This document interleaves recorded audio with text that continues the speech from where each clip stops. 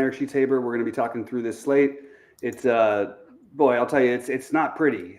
There's real weather concerns in both Cleveland and Chicago. Is that right? Yeah. And to be honest, there's weather in 4 of the 5 games, only not for the Angels.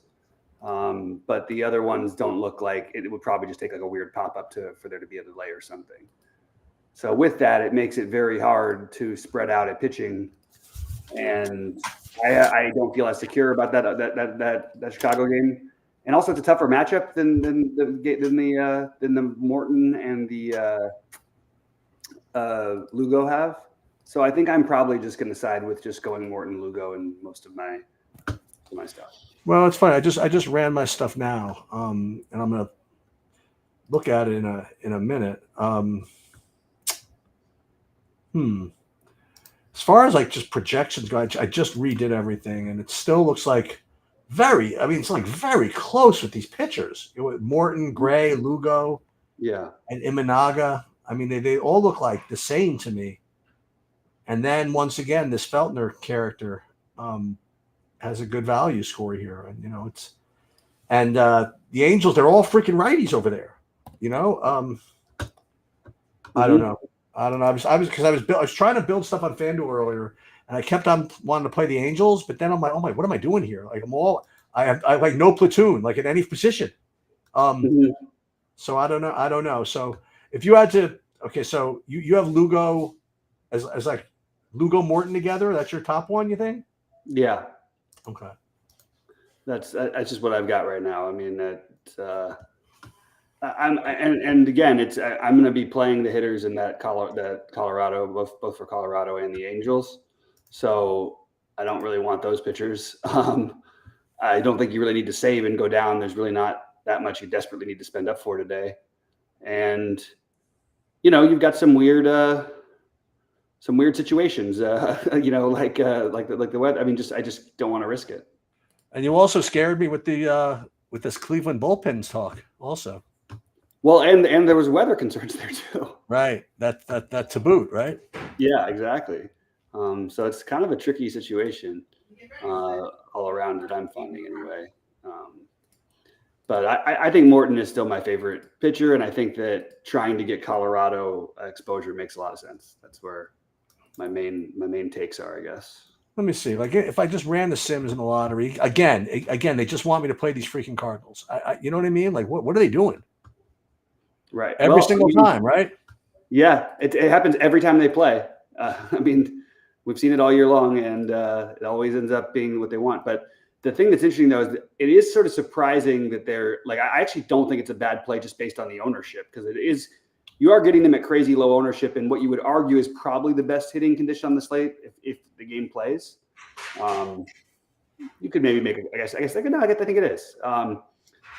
So it's tough. I think if you're going to play Gray or Imanaga, that's where you should make sure your exposure to either the Cubs or Cardinals, if you're going to go that route, come from. I guess Atlanta's better hitting weather. I guess I could go that way. That's pretty close, actually. Atlanta's the only team I like as a full stack. And I don't think you need to fully stack. Like I said, I like getting the mix of the Braves with the Angels and Rockies as my main targets today. I do, where I'm not playing Lugo, I have at least 2 Tigers in all those lineups. 2 Tigers in all those lineups. In the non-Lugos. Let's see my pitching exposure right now. Like I'm just talking about the lottery in a minute. Nothing weird. Morton, Gray, Imanaga. And then Lugo, and you know what? Some of this is Montero. Just something to do, I guess. I think also like getting to some, there's ways to get different. So if you're going to play Angel stacks, like I do think playing Zach Neto and Joe Adele at the bottom of the order is a good route to go. 1, those guys both have more upside than probably most of the hitters at the top of the order. 2, they're going to be the low owned of the bunch. If you're going to play the Rockies stacks, try to include like Brenton Doyle, who's 5,200, because people aren't going to want to pay that price for a guy like that outside of Colorado. So that's a good way to get different. Playing Jake Cave would be another one you could use to get different in a Colorado stack. With the Atlanta stack, it's a little bit harder it's probably Kalenic down at the bottom of the order and Rosario, and trying to include those guys in your builds if you are going to do the 5-man, because I just think you want to have the single digit exposure to in some places, and it's even with all the lack of games and everything, I think you're just going to see such heavy Kansas City chalk combined with somewhat the Angels is going to be what people are going to do today, and Atlanta, of course. Well, look, which game do you think is the most weather risk? It looks to be Baltimore, Cleveland, and then St. Louis, Chicago. Right. But again, it's tough, and I think that if it just based on just looking at it very, very primitively, like just when it's supposed to hit harder and stuff, it does look to me more like St. Louis, Chicago. But then on Roth's thing, he's got that one yellow orange, he's got the other one orange yellow. So it's a rough business on a 5-game slate.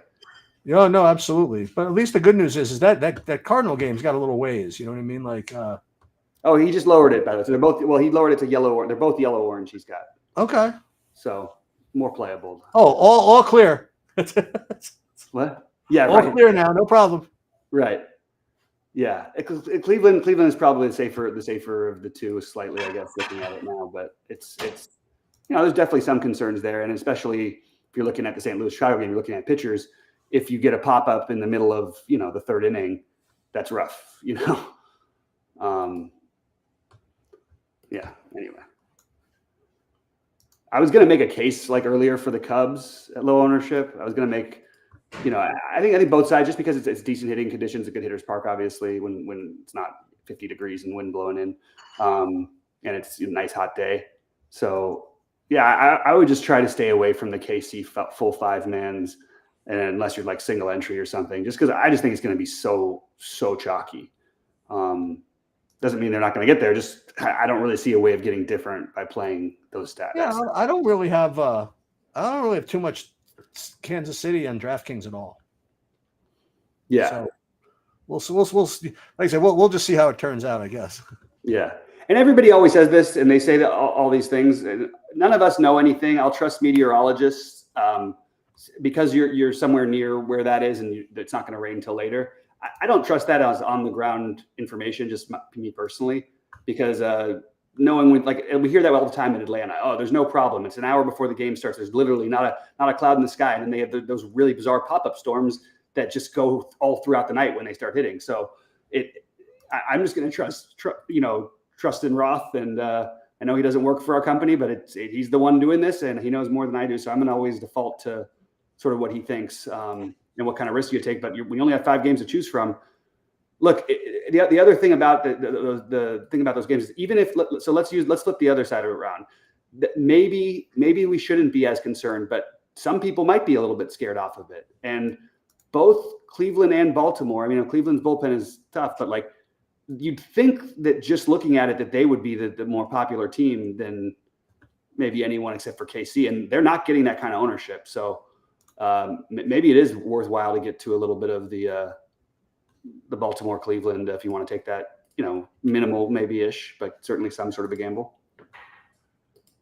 Yeah, it's let you know that on FanDuel I'm getting all the St. Louis too. It's like, yeah, maybe I could play maybe I could do Mark McGwire as a one-off or something. Do who? Oh, Mark McGwire. Yeah. Yeah, he's got power. He's got power, He does. Yeah. Let's see. Or you could play. You know what? You could play Willie McGee. He could steal some bases. So I don't know. Yeah. Hey, but we got who needs Mark McGwire when we have Dylan Carlson? Right. When you got Dylan Carlson in the mix, how do you need anybody else? Is Tommy Edman still on the team? Tommy Edman is on the Dodgers. Tommy Edman is on the Dodgers? Yep. How'd they get him? It was great. Great guy to add. A great platoon guy. They just got him? Yeah, they got him at the that's amazing, actually. They also got Kiermaier, who I always like as a real life baseball player. Really good guy. It's good to have real life baseball players. No, but I don't mean his DFS stuff. He's always hitting 9th and all this stuff, so we don't talk about it. Right. But he he's a good guy to have, and he's a great postseason player. So I love him as a platoon guy. Yeah.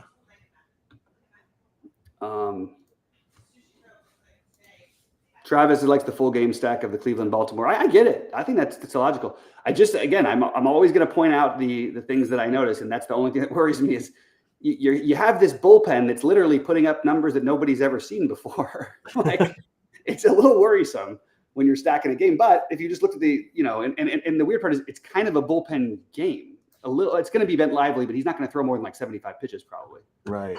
Maybe he gets up at I guess if things are going well, he'll get up into the low 80s probably. So Rick says, would it be fine to stack just one whole game and see what happens? Yeah, but I don't think you should necessarily be targeting it. But if you had to pick one, I think that, Atlanta, Miami, actually I like LA, Colorado the best, but I think that if you want to take the slight gamble, that the more talented offenses are Cleveland and Baltimore. So yeah, maybe you can do that. Man, I don't know what it is this year about the Olympics, but I feel like they're everywhere. I feel like everybody's talking about it. Everybody I hear having conversations at the supermarket are talking about the Olympics. Really? The doctor's office that people were talking about. I just don't know when the events are. I know golf. It kind of sucks because I wanted to see some of the golf, but the golf starts at midnight my time. No, but even forget the golf. I mean, I wonder when's the track and field and the swimming. So they've been doing some of that, but the men's, I think, 100 and 200 and stuff, I think is next week, right? I'm pretty sure. I guess. I think it is. Maybe it's Saturday. I got to double check. But yeah, it is tricky. There's got to be a better way of presenting a schedule than they do. But right. People are watching it. There's certainly a lot of topics going on, and probably should stay off Twitter for the rest of the night because some people are just going ballistic about just nonsense regarding the Olympics, and I don't want to get involved in those conversations, but I find it hard. Oh, you mean about the boxing stuff? Yeah. It's ridiculous. I mean, the whole it's so ridiculous considering someone who's born a woman is being called a man by everybody else. It's just ridiculous. I mean, it's crazy. But you have the most respected to be transphobic is one thing, but to be transphobic attacking someone who's not even trans it's like even worse. It's so weird from the country that literally is the least accepting, and you think they're going to send as one of their 3 Olympians trans. Right. Exactly. Get out of here. It's ridiculous. Yeah, I agree with Hemmings over here. It's even the Olympic. The website is totally confusing. It's really weird. The 50 meters to 50 meter. It must be swimming. They don't run. Do they run a 50 meter? That's too short. They don't run 50 meters. I've never heard of a 50 meter run. Got to be the swimming. Let's see. So where do you find? There's an Olympic app on like my TV, I think. Yeah. It's like, hold on. So where do you even find it? It's like that's the thing about the Olympics. It's like annoying. And we don't know what's live even. Okay, so here's encore coverage. We don't want that. Yeah. Oh, it's all over now. It's midnight. Right. Okay. Yeah, it's over for the day. I am shocked how many people I know who went to the Olympics this year. Like I see all of my Instagram is my friends are at the Olympics. I'm like, when did that happen? Who goes to the Olympics? I mean, like, I know it's kind of crazy, but everybody now you get like Snoop Dogg and Flavor Flav like the mascots of the U.S. and that part I love. It's hilarious. It's Snoop doing the announcing is pretty hilarious when he does it.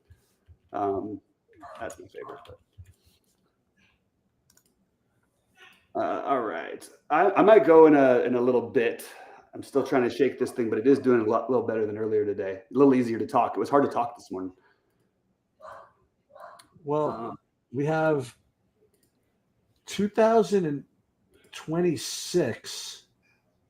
No, 2028 will be in Los Angeles. Yeah, pretty sick. Yeah, I'm stoked about that. Wait, 2026 is in Oklahoma City? They're doing it every 2 years? For the winter? No, it looks like. What? Oh, it says, hold on. See next Olympic location. Yeah, this is a good job, Yahoo, with this. Good 2026 Olympics. Let's see. It's the winter. Yeah, the Olympics are supposed to be just the winter. Yeah. Where are the 2028 being held? 2028.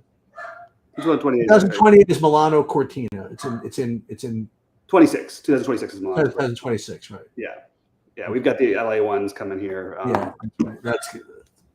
Were you into it at all? When I mean, this was a long time ago, but I was 3. Oh, you were very young. Okay. In '84 when they were here. Okay. But people say a lot of things, and it does a lot. A lot of countries, have argued that it's really hurt them overall. But I would say that for major Western world cities, that it's actually the opposite. And LA is still getting it's ridiculous how long it took them to update the airports and stuff. But 1984, where everybody in my family's like, oh, that it changed everything. At least they built enough freeways for cars to drive. Now, of course, they need to figure something out because we still can't drive here because it's just too many cars. But a lot of the work that was done on the city was because of the '84 Olympics. It's just weird now. You know what's crazy they did this year? I didn't know the surfing. My buddy was telling me the surfing they did in Tahiti, which is kind of wild because it's in French territory. Oh, so I see. So some events will be held outside of Los Angeles. Yeah. Softball events will be held in Oklahoma City. What? Yeah. Canoe slalom as well, because it says LA does not have suitable venues for canoe slalom and softball. They don't have a suitable venue for softball. I can't believe that there's not a place to canoe within 2 hours of LA. There's 500 mountains and 1 million lakes. What do you want? And the equestrian and para-equestrian competitions will be held in Temecula, California. Yeah, that makes sense. Although you ask anybody from Temecula where they're from, they all say LA. Oh, is that right?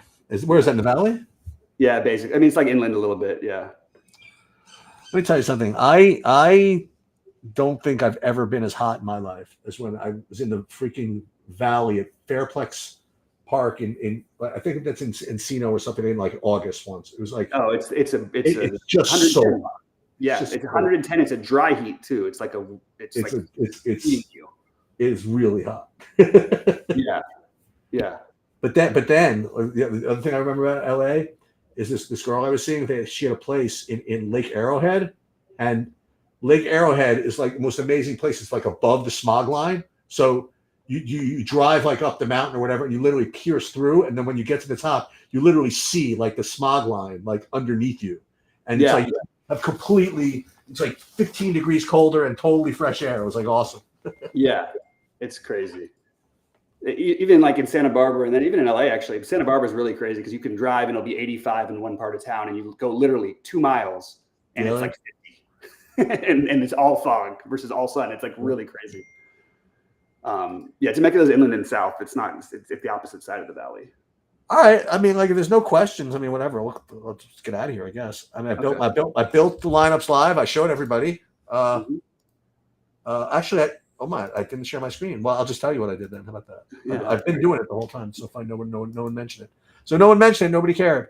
So I maxed my exposure, just so you know. I don't do it too often, but I kept getting 70% Cardinals no matter what I did. So I said I'm from the United States of America, and I made maximum 30%. So there you go. That's what I did. And I ended up I ended up kind of ignoring the weather for now. Figured I could always change it later. Mm-hmm. But especially the Cardinal stuff. But with that said, I got mostly 5-man stacks. I got mostly 5-man stacks. And then I'll give you my exposures here. St. Louis, 30%. Colorado, 30%. Ooh, I like that. Yeah, and then Miami, 30%. And then the next is 25% Chicago. So Kansas City can F off. That whole Cleveland-Baltimore game can F off. Atlanta can F off.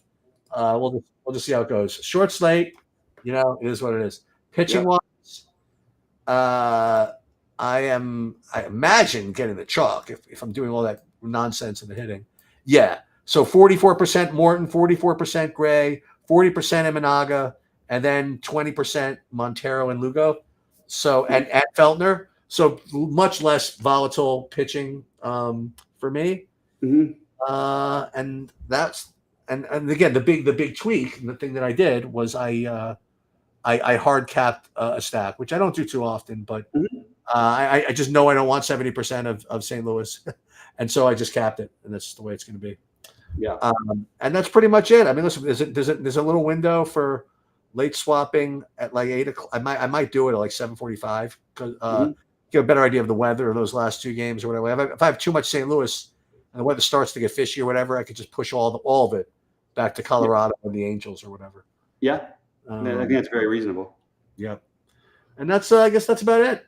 Yeah. All right, man. Well, have a good night. Good luck, everybody. Anything come up will be in the Discord. Yeah. And everybody enjoy NFL football tonight too. Wait, what do we got? Yeah, that's like the what a preseason thing. Like That's the Hall of Fame game or something. Hall of Fame game. Yeah. Sorry. Are they betting on that? People are. I don't know where they're betting or what they're betting, but I've been seeing it around. But there's no. Yeah, there's a showdown slate. Yeah. I didn't even look. How people are like maxing this shit out? Are you kidding me? It's crazy. $50K for first in a preseason game. I'm not doing that. That's pretty wild. No preseason football for Sheets. Sorry. A lot of studying. To be honest, it's harder than regular season. So I actually think that they should make bigger prizes if people really want to play, because there are some guys who have such an edge. Does SaberSim even have projections for this? Probably not, right? I wouldn't. There's no way. Let me see. But someone's. I mean, oh, here it is. Wait, NFL Showdown. They're actually putting projections up for this. Yep. This is totally making it up if they're doing it. No, they're not. They have the template up. Like if you want to be so bold as to put your own things in here, that's great. But yeah, good luck. But they'll do it. People are going to max it out. It's going to happen. All right, guys. Good luck tonight, everybody.